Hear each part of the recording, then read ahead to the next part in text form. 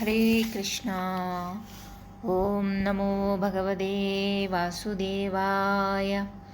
എല്ലാവർക്കും ഭാഗവത കഥയിലേക്ക് സ്വാഗതം. ഇന്ന് നമ്മൾ പറയാൻ പോകുന്നത് സ്കന്ധം 3-ലെ 20-ാമത്തെ കഥയാണ്. സൃഷ്ടി പൂർവ്വ കൽപ്പം പോലെ. വളരെക്കാലം തപസ്സു ചെയ്തുകൊണ്ട് ബ്രഹ്മാവിന് ഭഗവാനെ എളുപ്പം മനസ്സിലാക്കുവാൻ സാധിച്ചു. എന്നാൽ മനുഷ്യർക്കോ സ്വരൂപം അറിയാൻ തന്നെ കഴിയാത്ത അവസ്ഥയാണ്. മായാവൈഭവത്താൽ ഉണ്ടെന്നു തോന്നുന്നതൊന്നും യഥാർത്ഥത്തിൽ ഇല്ല. ഏകനായ ഭഗവാൻ പലതായി കാണപ്പെടുന്നു. സർവേശ്വരൻ്റെ സ്വരൂപമാണ് അവതാരങ്ങളുടെയെല്ലാം അടിസ്ഥാനം. ഭഗവാൻ സർവത്ര നിറഞ്ഞു നിൽക്കുന്നു. അങ്ങയുടെ നാഭീപത്മത്തിൽ നിന്ന് ജനിച്ച ഞാൻ അങ്ങയെ ശരണം പ്രാപിക്കുന്നു. അങ്ങയുടെ സ്വരൂപത്തെ ഞാൻ ആശ്രയിക്കുന്നു.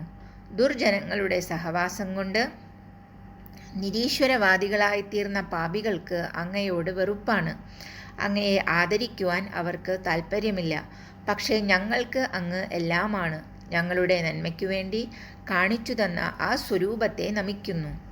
ഭഗവാന്റെ പാദപത്മ സൗരഭ്യം ശ്രുതിമാരുതൻ വഹിച്ചുകൊണ്ടുവന്ന് ഭക്തന്മാരുടെ കർണപുടത്തിൽ എത്തിക്കുന്നു.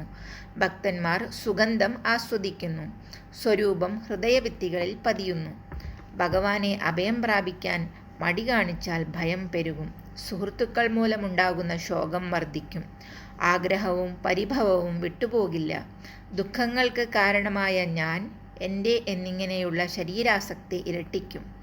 വിശപ്പ്, ദാഹം, രോഗങ്ങൾ, ചൂട്, തണുപ്പ്, കാറ്റ്, മഴ എന്നിവ കൊണ്ട് പീഡിപ്പിക്കപ്പെടുമ്പോൾ അതോർത്ത് മനസ്സ് വല്ലാതെ വേദനിക്കുന്നു. എല്ലാം ഭഗവാനിൽ നിന്ന് അന്യമാണെന്ന് തോന്നിയാൽ സംസാരം പരമാർത്ഥമെങ്കിലും വിരമിക്കുകയില്ല. ഭക്തി കൊണ്ട് വിശുദ്ധരായിത്തീർന്ന ഭാഗവതന്മാരുടെ ഹൃദയത്തിൽ എപ്പോഴും ഭക്തവത്സലൻ്റെ സാന്നിധ്യമുണ്ടായിരിക്കും.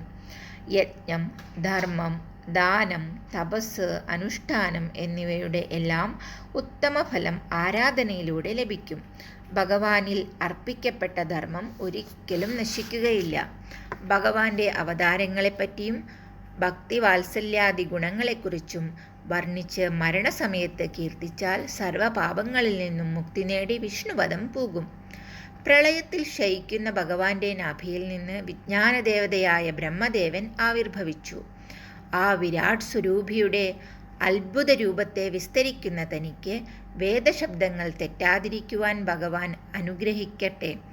ധ്യാനനിരതനായി അല്പനേരം ബ്രഹ്മദേവൻ ഭഗവത് സ്വരൂപത്തെ വന്ദിച്ചു. ബ്രഹ്മദേവന്റെ സ്തുതി കേട്ട് മഹാവിഷ്ണു ഉണർന്നു. കരുണാപീയൂഷവർഷം ചൊരിഞ്ഞുകൊണ്ട് ഭഗവാൻ പ്രേമപുരസരം കണ്ണുകൾ തുറന്നു. ശേഷം ശയ്യയിൽ നിന്ന് ചെരിഞ്ഞ് എഴുന്നേറ്റിരുന്നു.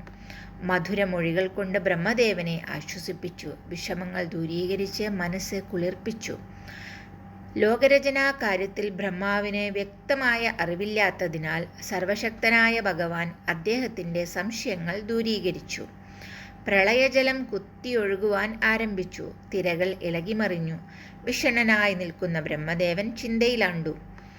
ഭഗവാൻ ബ്രഹ്മാവിനെ തൊട്ട് അനുഗ്രഹിച്ചുകൊണ്ട് ജ്ഞാനം പകർന്നുകൊടുത്തു. ഉപദേശവചനങ്ങൾ ചൊരിഞ്ഞു.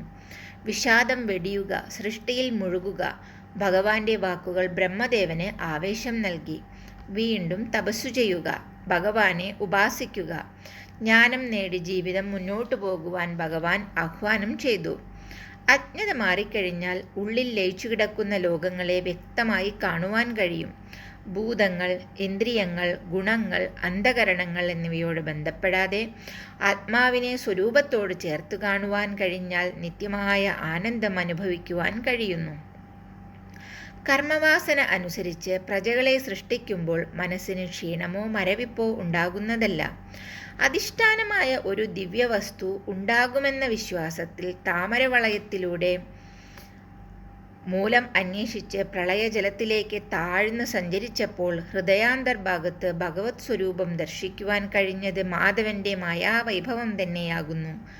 ഭഗവാന്റെ ലീലകൾ വർണ്ണിക്കുന്ന കഥകൾ കേൾക്കാൻ കഴിഞ്ഞതും ദേവനെ വാഴ്ത്തുന്ന സ്തോത്രങ്ങൾ കീർത്തിക്കാൻ കഴിഞ്ഞതും മനസ്സിൽ നിഷ്ഠ സിദ്ധിച്ചതും ഈശ്വരാനുഗ്രഹം തന്നെയാണ്. ഞാൻ സന്തുഷ്ടനായിരിക്കുന്നു. മംഗളം ഭവിക്കട്ടെ. നിത്യവും സ്തുതിച്ച് എന്നെ ഭജിച്ചാൽ ഞാൻ സംപ്രീതനാകും. ഞാൻ സർവ്വജീവികളുടെയും ആത്മാവാകുന്നു.